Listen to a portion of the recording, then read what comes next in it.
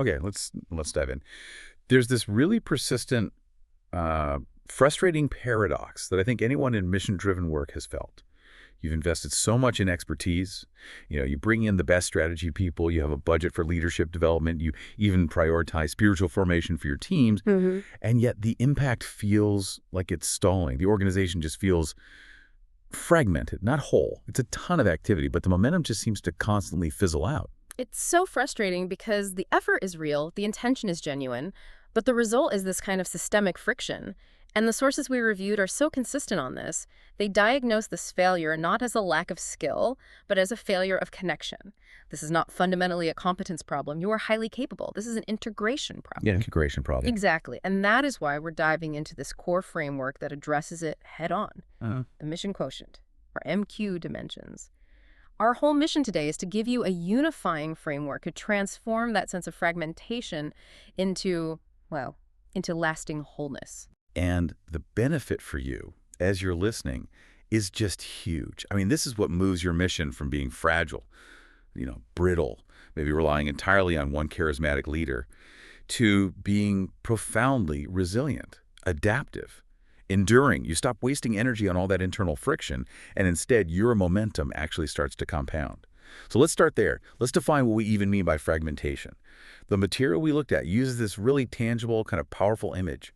It says missions fail not from a lack of passion, not from a lack of resources, but because the parts never learned how to work together. That's it. Isolated excellence just isn't enough anymore, especially not with the complexity and the cultural volatility we're all facing. Right. You get the most elegant vision statement in the world. But if your execution team is relationally broken or culturally tone deaf, the whole thing just collapses. It's a total disconnect. And MQ is the framework that gives names to these multiple necessary capacities. The mission quotient covers 6 key dimensions: spiritual, emotional, cultural, relational, strategic, and structural competencies.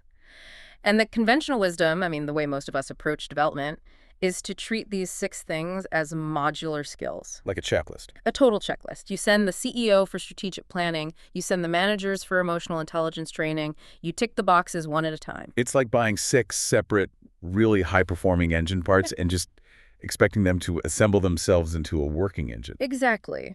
But the crucial insight here, the real shift, is that these are not modular. They are interdependent variables inside a living system. They have to mature together. They influence and reinforce each other. So what does that mean for diagnosis? It gives us a totally new way to look at friction. If you see underperformance or that recurring tension, stop treating it like a failure. Treat it as diagnostic feedback. Fragmentation, when you read it correctly, becomes a map. It points you exactly to where integration needs to happen. The imbalance is the symptom, not the core disease. That immediately challenges any mission that's, relying too heavily on one thing. You think about those organizations that are built entirely around an incredible founder or maybe a hyper-efficient organizational chart. Our authors really push back on that. They say that kind of reliance on a single strength, it might work for a bit, maybe in a stable season, but those missions, they rarely endure the storms. They're just inherently brittle. So if integration is so critical for resilience, why do so many mission initiatives fall into this trap? These are well-intentioned people. What causes this fundamental disconnection? I think it's because we've become highly skilled at developing the parts while completely neglecting the whole. We invest so much in strategy or deep spiritual retreats or cultural awareness training, but we operate on this implicit assumption that the other elements will just kind of catch up. Or take care of themselves. And the practical costs of that are immediate. They really are. Just think about the tension. A technically flawless financial plan that completely collapses because of relational infighting. Or, deep spiritual clarity that fails to translate into any kind of sustainable, measurable outcome because the organization's operating structure is just broken. But the diagnosis, it actually goes deeper than just operations. The source material argues that fragmentation is first and foremost a spiritual and theological disorder. It reflects these implicit dualisms that we've all absorbed, this modern idea that faith and spirituality are over here and culture and business structures are way over there. That's fascinating, the structural dualism. We treat governance or finance like it's this purely secular engineering problem, total separate from our prayer life or spiritual formation. So you end up with Sunday values, but Monday structures. Precisely. And the sources point us right back to Scripture, which just resists this kind of compartmentalization. I mean, look at the Shema of Israel. Love the Lord your God with all your heart and with all your soul and with all your mind and with all your strength. That is a comprehensive, non-negotiable call to holistic, integrated allegiance. You can't give your heart, your spiritual passion, while neglecting your mind, which is your strategic planning, or your strength, which is your sustainable structure. Fragmentation is a failure to live out that holistic call.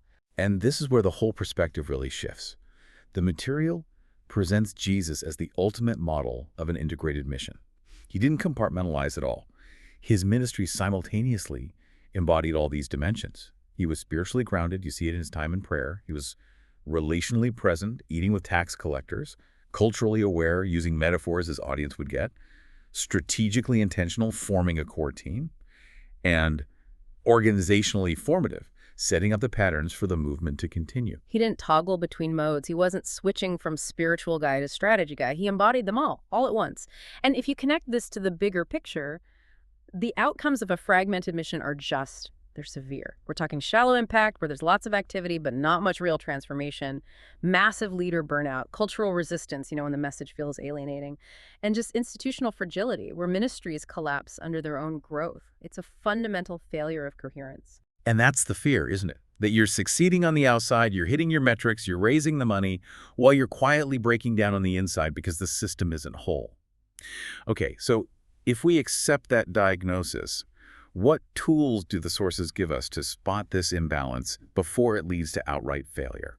First, we have to recognize that strength in one area can't indefinitely compensate for weakness in another. It just can't. In fact, dimensional imbalance distorts the entire system because one dimension starts to dominate. It consumes the resources of the others. And what's so fascinating is how often a great strength, when it's unchecked, becomes a counterproductive weakness. Can you give an example of that? Sure, we can map out a few common ones. Let's say strategy dominates. Your mission becomes mechanistic, transactional, everything gets reduced to a process or an input. You might hit your targets, sure, but you completely erode relational health and spiritual depth because people start to feel like widgets. Or the opposite, right? When relationships dominate, we often see accountability just completely erode. We've all seen that organization where no one speaks the hard truth in a meeting because they're prioritizing a kind of family harmony over actual mission fidelity. That's relational dominance.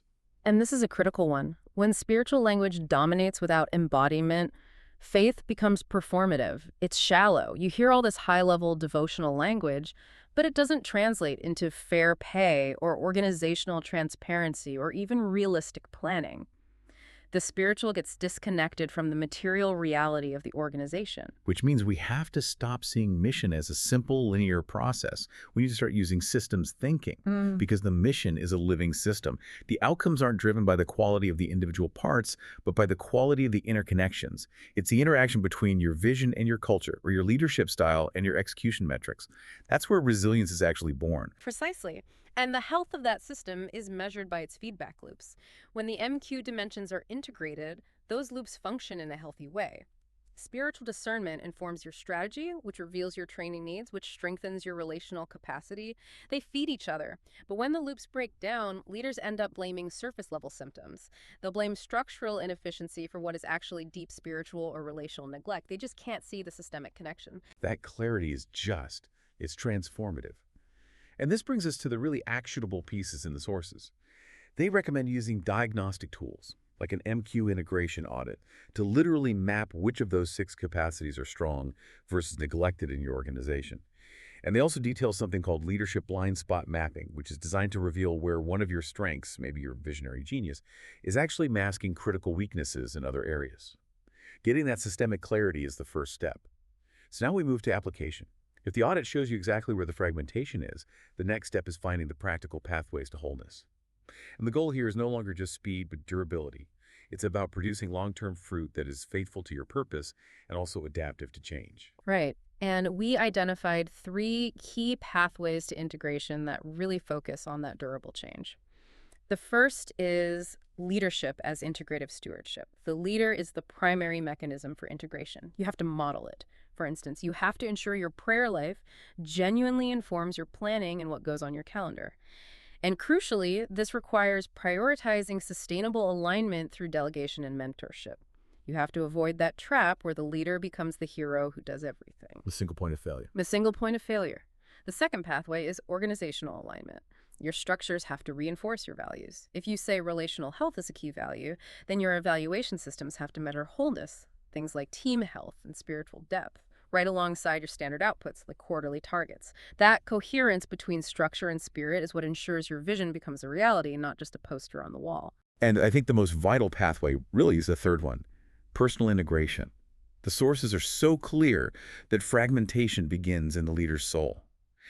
If the leader is operating with that internal dualism, the organization will inevitably reflect that fractured reality. Yes. Your personal MQ requires intentional daily practices. We're talking about spiritual anchors like Sabbath or deep prayer, consistent relational stewardship with your family and your team, and strategic reflection that allows you to step back and see the whole system. Ensuring the leader's inner life is whole is the absolute prerequisite for building resilient mission outward. So when you put this all together, what does it really mean? The ultimate goals of integration are beautifully summarized in the sources as achieving shalom and telos. Shalom being that comprehensive flourishing and peace, that vision of deep health, and telos being mature formation into God's intended end, the purpose for which you were created. Integrated MQ takes all your activity, your strategy, your structure, your culture, and aligns it precisely with that holistic, redemptive purpose. The final takeaway for you is this. Integration is not some minor enhancement you add at the margins.